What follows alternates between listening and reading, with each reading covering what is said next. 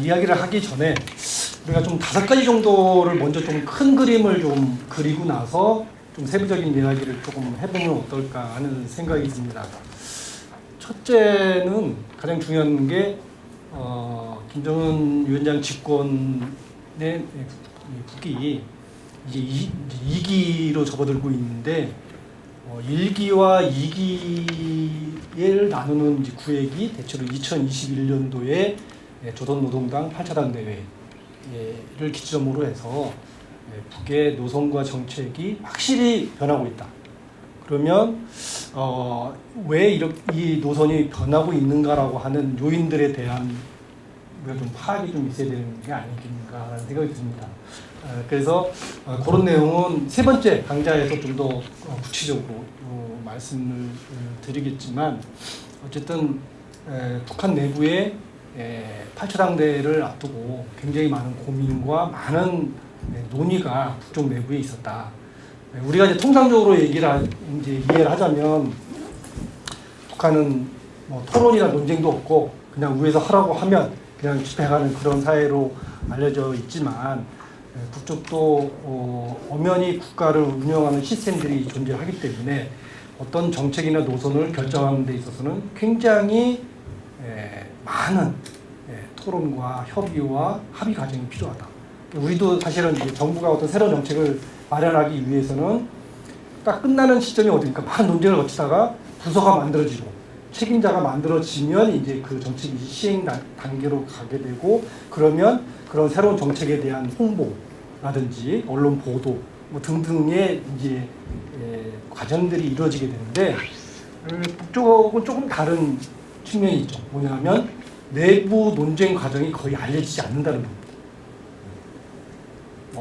조금 추측해서 지금 논쟁 중인 것 같다. 또는 이렇게 논쟁이 결과 이렇게 정책이 마련됐다라고 하는 것을 우리가 분석하고 판단할 수는 있는데 대단히 그 과정이 사실 어렵다고 하는 것이고 우리 눈에 보이는 것은 정책이 결정된 다음에 집중적으로 홍보, 북에서 이제 선전선동이라고 얘기하는데 그런 선전선동이 이루어지고 그 결정이 이제 막 추진되는 그 과정만 일사불란하게 우리 눈에 들어온다는 걸 하는 것이죠. 그런데 우리가 북쪽을 좀 더 이 노선과 정책을 알려면 도대체 북쪽 내부에 어떤 논쟁들이 이루어지고 있는가라고 하는 것들에 대한 접근이 또는 이해가 있어야 된다. 구체적으로 모르더라도 북쪽도 굉장히 많은 논쟁을 통해서 이런 문제들이 결론이 나고 그 결론이 난 것을 가지고 북쪽의 최고 지도자가 정책으로 표방을 하는 그런 구조로 되어 있다라고 하는 겁니다. 그런 부분에서 이 국제적인 정세와 관련해서 가장 큰 변화, 1기와 2기의 변화라고 한다고 하면 1기 때는 우리 민족이 힘을 합쳐서 남과 북이 힘을 합쳐서 어쨌든 복잡하게 얽혀있는 또는 진행되고 있는 이 국제적인 환경에 잘 대처해 나가자라고 하는 게 기본적인 생각이었다. 그리고 핵무기라고 하는 것, 핵이라고 하는 것도 결국 미국과의 협상을 위한 수단적인 측면으로 활용하는 측면이 굉장히 강했다라고 하는 뭐 다 아시겠지만 2018년도에 북한이 남쪽과 그다음에 미국과 정상회담을 하면서 완전한 비핵화라고 하는 것에 합의를 했습니다. 그 앞에 미국과의 관계 정상화를 하고 신뢰가 쌓이고 또 단계적으로 어쨌든 비핵화 과정을 간다라고 하는 것에 대해서 이야기했다는 것이죠. 그런데 달라진 건 뭐냐? 이제는 완전한 비핵화라고 하는 말을 북이 안 하기 시작했다는 거죠. 이제는 우리는 북은 이제 핵보유를 했고 이제는 비핵화 협상이 아니라 이제는 핵을 어떻게 비율적으로 군축을 할 것인가라고 하는 그런 협상 단계로 가겠다라고 하는 것을 이야기를 하고 있습니다. 두 번째 변화는 사회주의가 끝났나요? 끝났죠. 옛날 규정으로 따지자면 그렇지 않은가요? 지금 우리 전 세계의 사회주의 국가를 표방하고 있는 데가 뭐 러시아나 중국이라든지 뭐 베트남, 쿠바 뭐 이런 데가 있지만 이 나라들이 과연 사회주의인가? 경제적으로 보면 완전히 시장 자본주의화되어 있는 게 아닌가 이런 생각을 한다는 것이죠. 그런데 북쪽도 일기 때는 경제적인 개혁 개방을 더 확대해서 대외적으로 나가겠다라고 하는 그런 노선이었다는 거죠. 그래서 2003년도에는 2013년도에는 10개, 15개가 넘는 어떤 조그만 경제 개발구, 경제 특구들을 확대하는 조치들을 했고, 내부적으로 그런 경제적인 개혁 개방을 위한 여러 가지 제도적인 준비를 하는 쪽이었다고 하는 것이죠. 그런데 8차 당대 이후에는 아니 우리는 시장 경제를 추구하는 것이 아니라 대외 개방을 속도를 줄이면서 이제는 사회주의로 가겠다라고 하는 그런 노선을 전면하고 있다. 그 대표적인 게 북한의 협동농장이 사라졌습니다. 이 존재가 없어진 게 아니라 과거에 우리 북에는 리 단위로 협동농장이 조직되어 있었는데 협동적 소유라고 하죠. 그거를. 그런데 지금 북에서 협동농장이란 말이 사라졌습니다. 이게 국영농장입니다.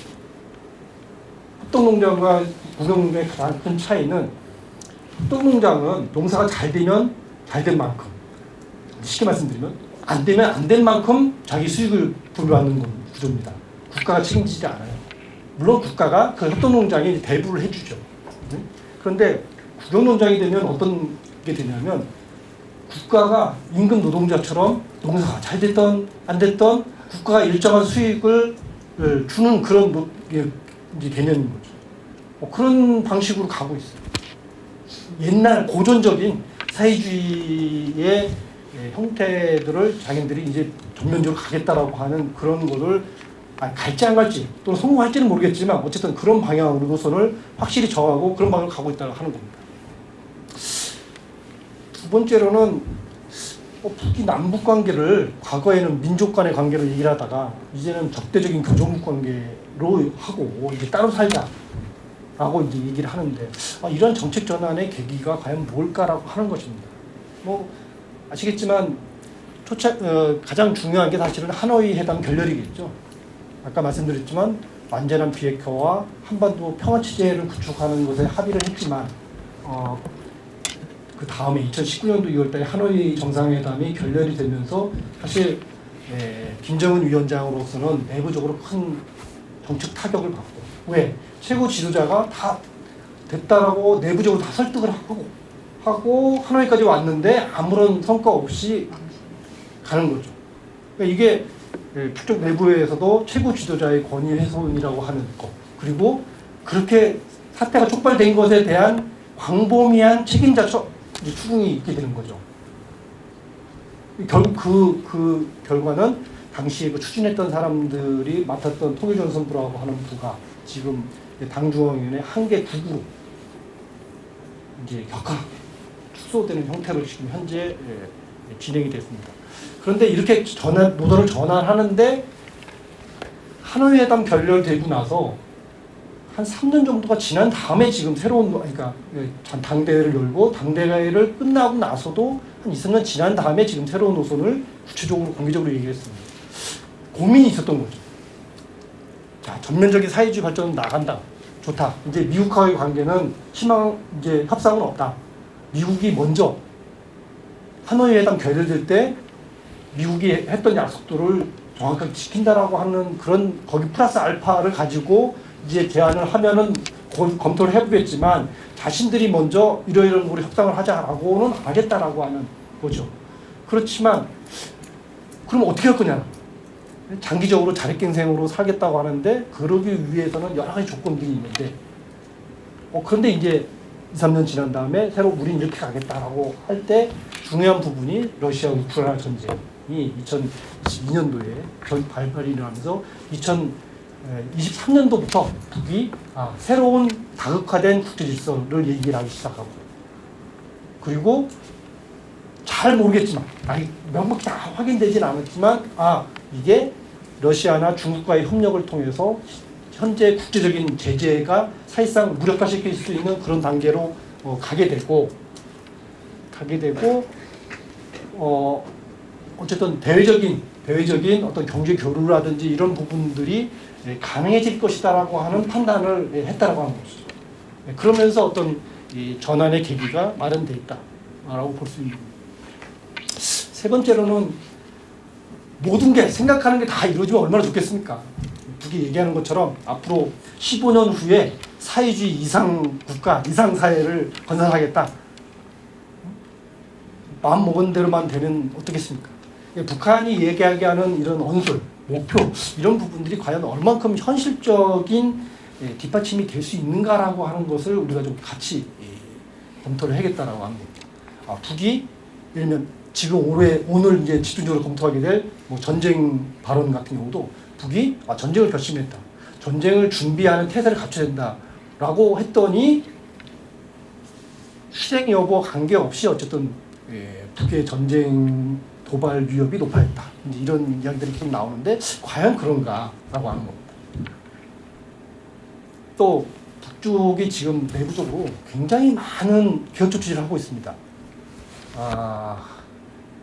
이게 과연 성공할까는 잘 모르겠지만 어쨌든 조선노동당, 특권화된 조선노동당원들이 일반 대중들에 대한 태도부터 시작을 해서 인민에 대한 복무의 자세 이런 것들을 완전히 뜯어고치자. 그리고 시스템을 바꾸고 법에 의한 통치를 지금 강조하고 있습니다. 사실 지금 시진핑 시대에 중국이 굉장히 강조하는 대목이에요. 법을 현실에 맞게 잘 만들고 그것에 따라서 사회가 운영되도록 하자는 것인데 지금 북쪽도 똑같이 그렇게 하려고 하고 있습니다. 그래서 집권 1, 2기 때도 그랬지만 2기에 들어오면서 다양한 법을 만들어서 과거에는 노동당의 지시로 그거의 기준에서 사회가 운영이 되는 측면이 있었다면 지금은 다 세부적인 것까지 예를 들면 이런 강좌를 연다 그러면 강좌는 시간을 몇 분 해야 되고 지류는 얼마 되고 몇 시부터 해야 되고 뭐 어느 정도 이상 뭐 참가를 해야 되고 등등의 것들이 대부분 법률과 규율로 마련되고 그게 이제 교양이 되고 그 부분에 대해서 처벌을 강화하겠다라고 하는 형식으로 이제 가고 있는데 이게 과연 얼마큼 이제 사실 성공을 할 것인가라고 하는 것은 좀 더 지켜봐야 된다는 거예요. 또 우리가 이제 보수 언론이나 이런 데서 북에 얘기할 때 북쪽이 부정부패 얘기를 많이 합니다. 실제로 부정부패 심각합니다. 특히 90년대를 거치면서 경제가 굉장히 어려워지면서 각 부서별로 그냥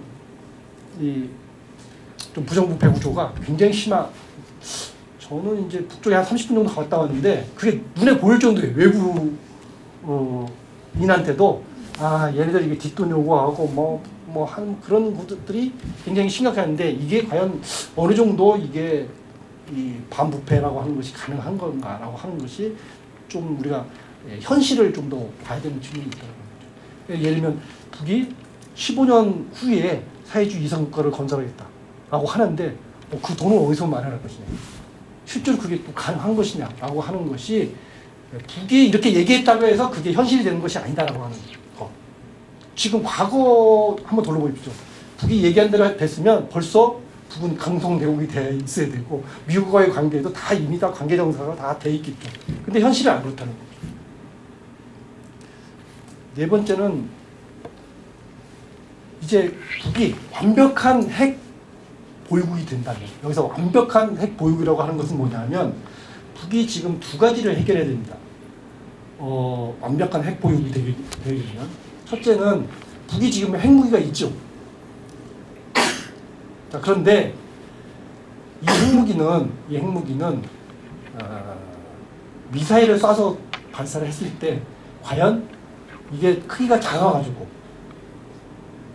미국이나 다른 나라의 우리나라의 요격망을 뚫고 과연 그 안에 들어갈 수 있느냐라고 하는 거죠. 그러니까 이거는 핵을 얼만큼 소형화할 수 있느냐의 기술의 문제예요.